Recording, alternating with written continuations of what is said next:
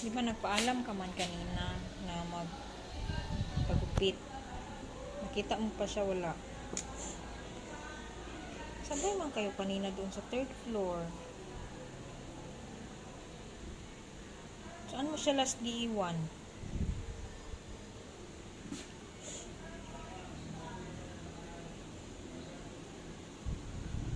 Busy ba ako dun sa party namin? Hindi ko na siya napansin. Wala na siya nagbalik.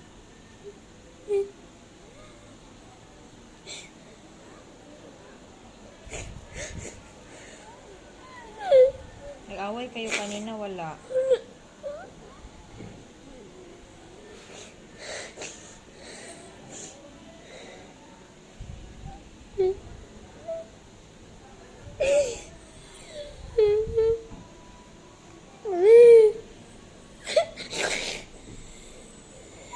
Kasi iyak.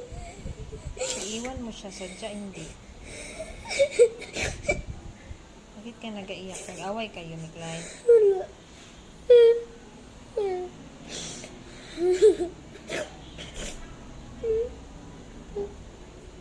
Kanina, naghatid di ba tayo ng pagkain doon sa taas? Sabay di ba siya doon?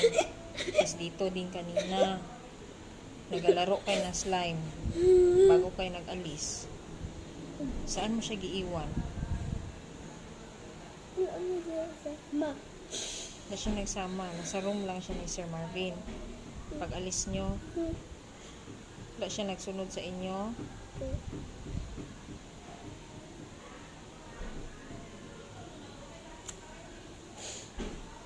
Asan na yung laruan na teddy bear? Yung bag? Mayroon doon siya. Paghihanap niya yun. Kaya diba gi-exchange mo? Paghihanap niya.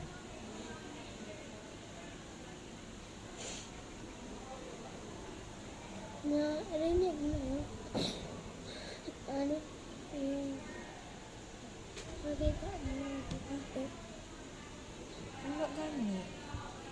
Pati ang teddy bear na isa, wala ko nakita.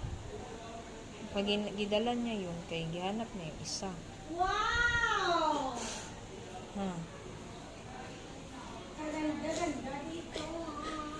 So, sino may kasalanan ngayon na wala man si Clyde? Sino may kasalanan? Ha? Ay! Tanggalon ko ni dali lang daw.